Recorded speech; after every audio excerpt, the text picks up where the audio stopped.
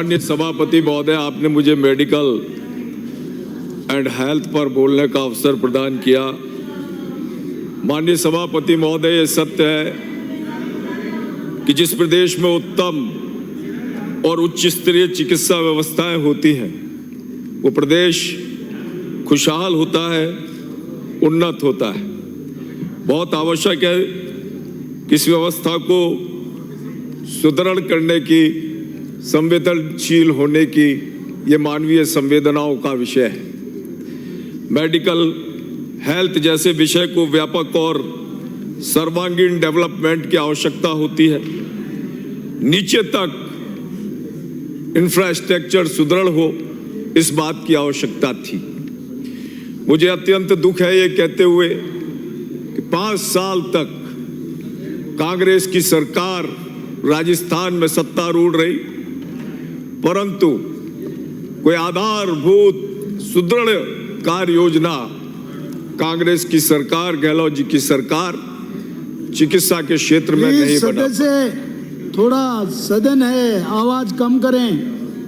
इस संवेदनशील और गंभीर विषय पर भी सिर्फ बजट में घोषणाएं होती रही।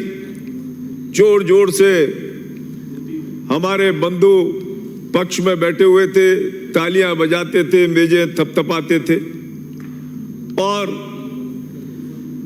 बड़े जोश के साथ, उत्साह के साथ उन बजट घोषणाओं का स्वागत किया करते थे। परंतु जैसी घोषणाएं थी, माननीय सभापति महोदय, निरोगी राजस्थान, निशुल्क चिकित्सा, निशुल्क दवाइयां, निशुल्क जांच, मुख्यमंत्री जी की चिरंजीवी योजना में 5 लाख, 10 लाख, 25 लाख का फ्री उपचार, परंतु ये घोषणाएं यहीं तक सीमित रह गई थी। माननीय सभापति, कभी उन्होंने वास्तविकता धरातल पर जाके देखी नहीं। क्या स्थिति है गांव ढाणी की, उस गांव के व्यक्ति की जो इलाज करने गांव की डिस्पेंसरी में, सीएचसी, पीएचसी में जाकर इलाज कराने जाता है तो क्या दुर्गत चिकित्सालयों की मिलती है। अस्पताल में चिकित्सक गायब, अस्पताल से कोई नर्सिंग होम बढ़ाने का विषय नहीं, कोई संसाधन नहीं। हालात ये कि लोग बिना चिकित्सा के तड़पते रहे, पर तालियां बजती रही।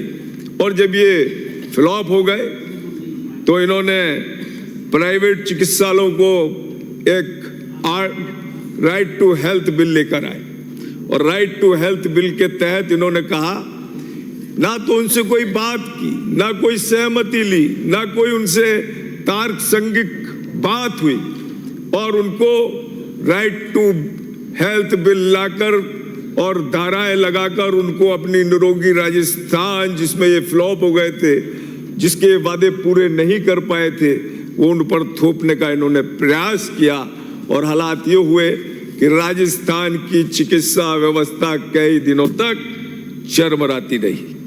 आपकी चिरंजीवी स्वास्थ्य बीमा योजना की हम बात करें तो जिस तरीके से फेल हुई, फ्लॉप हुई, क्योंकि जब लोग प्राइवेट चिकित्सालयों में इलाज कराने जाते थे तो ये हालात थे, चूंकि वो उनको ना तो उचित समय पर दवाइयों का भुगतान मिल पाता था, ना चिकित्सा के लिए उचित राशि मिल पाती थी। बेचारा गरीब मरीज जब वहां जाता था तो उसको टरका दिया जाता था, उसको बहला दिया जाता था और निजी चिकित्सालय उसका इलाज नहीं करते थे।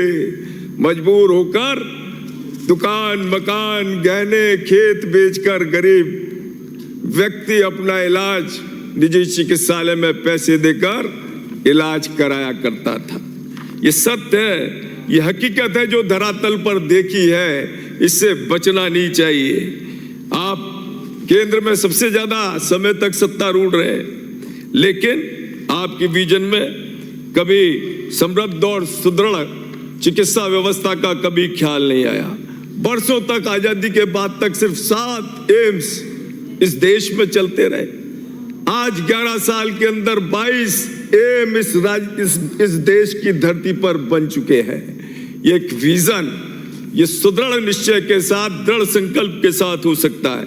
कोरोना में क्या हाल हुआ?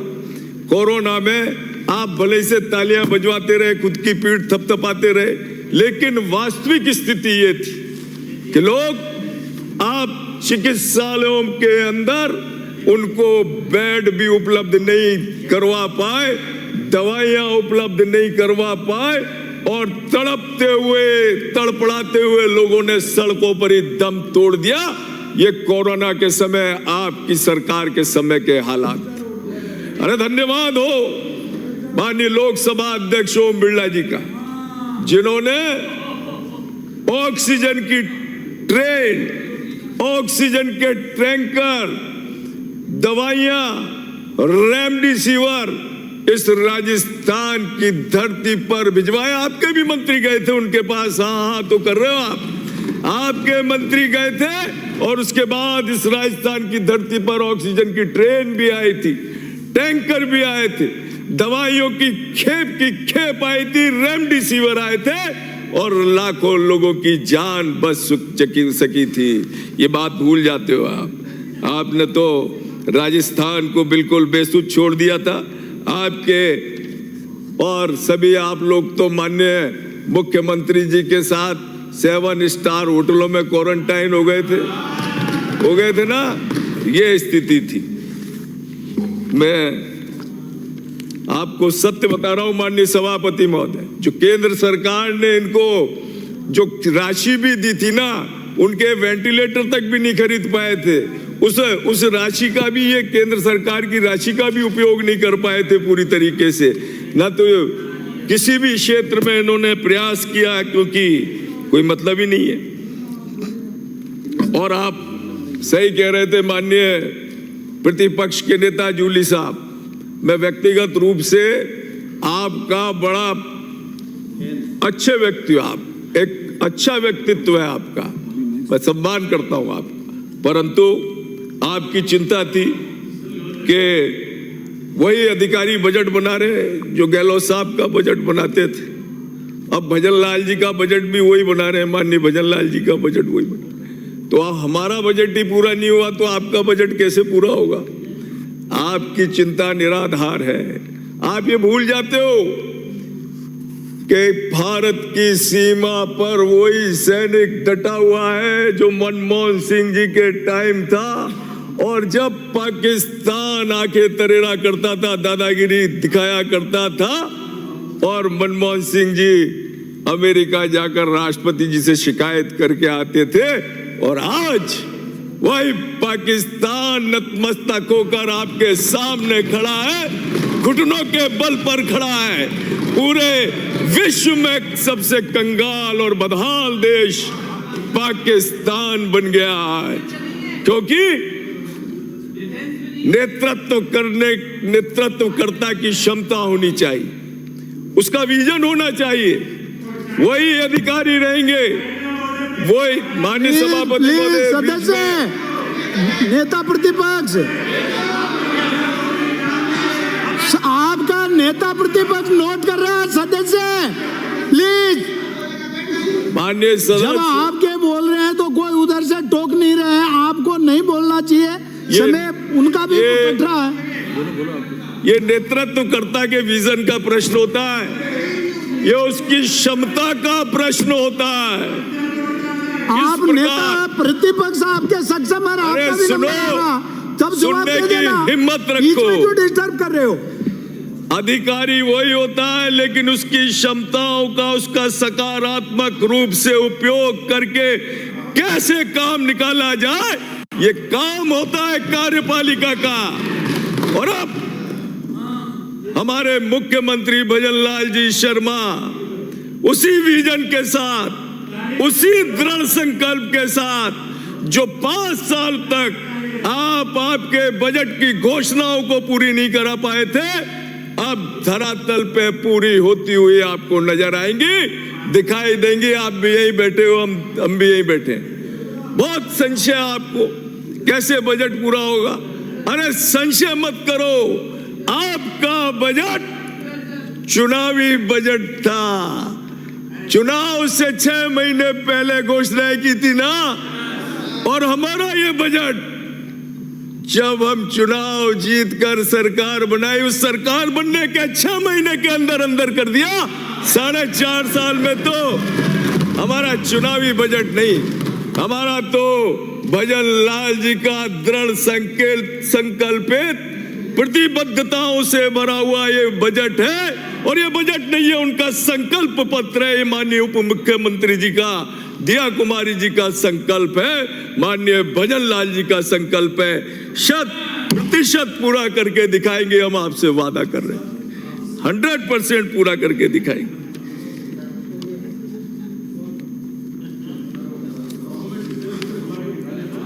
दो 2024-14 से जो क्रांतिकारी परिवर्तन इस देश में आपको आता, हर क्षेत्र में नजर आता होगा। सिर्फ चिकित्सा में नहीं, स्वास्थ्य में ही नहीं, साइंस टेक्नोलॉजी में, सैन्य शक्ति में, हर क्षेत्र में, आर्थिक प्रगति पे हम तीसरे स्थान पर।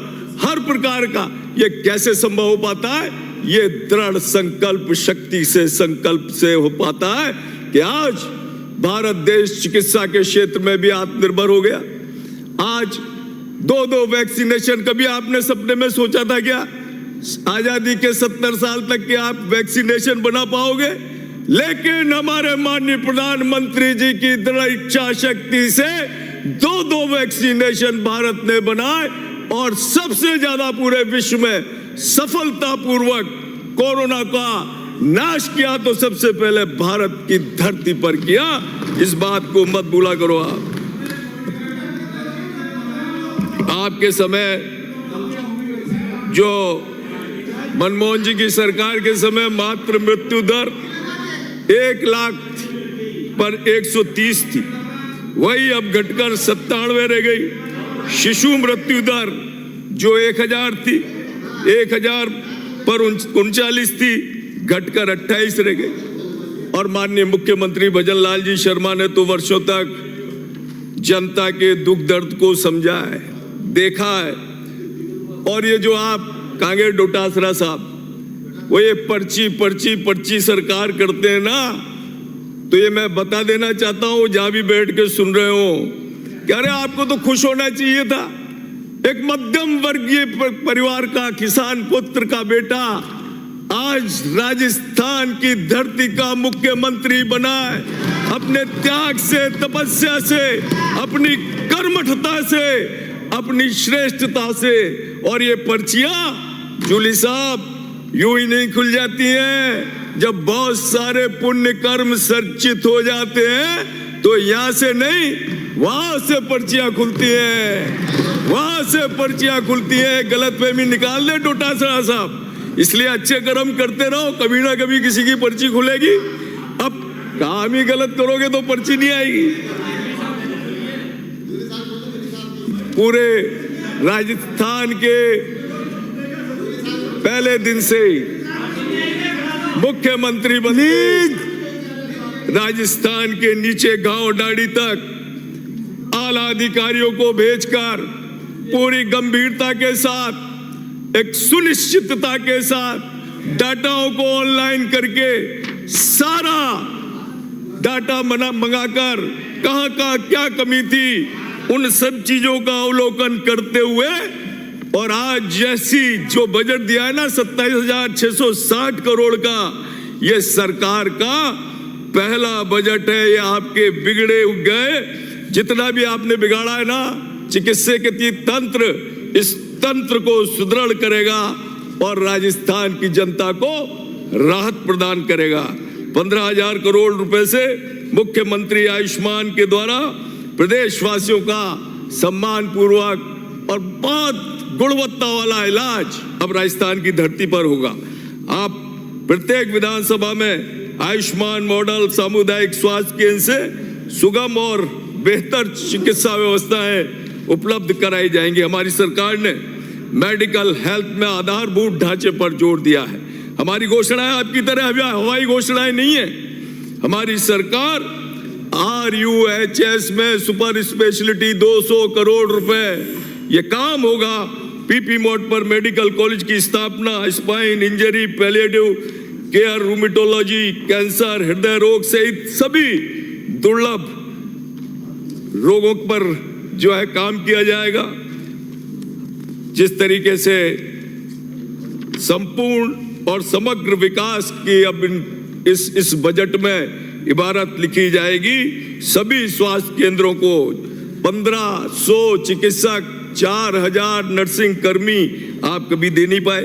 माननीय सभापति महोदय, मैं बस 1 मिनट 2 मिनट में अपनी बात कोटा की बताना चाह रहा हूं और उसके बाद में समय का कोटा, ध्यान रखो। बस 1 मिनट में कोटा के विषय में कह दूं, आपका संरक्षण चाहिए।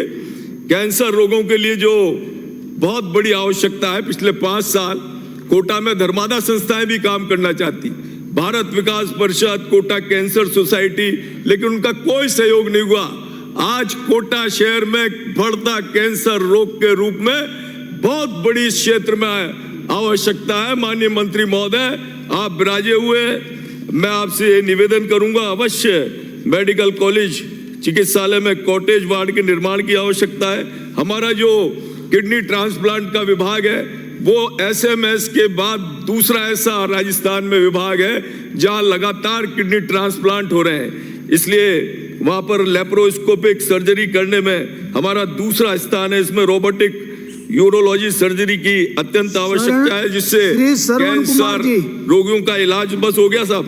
मेडिकल कॉलेज चिकित्सालय में बायोप्लेनर कैथ लैब, कोटा में कैंसर उपचार हेतु linear accelerator machine, medical college चिकित्सालय द्वितीय तल चालू हो गया है, परंतु वहां नर्सिंग कर्मी और चिकित्सक लगाने की आप कृपया करें। श्रवण कुमार जी, बहुत बहुत धन्यवाद। सुपर स्पेशलिटी चिकित्सालय में एंडोक्रोनोलॉजी व कार्डिक थोरेसिस मेडिकल कॉलेज सभापति महोदय विभाग की नियमित रूप से सेवाएं उपलब्ध कराएं। बहुत बहुत धन्यवाद।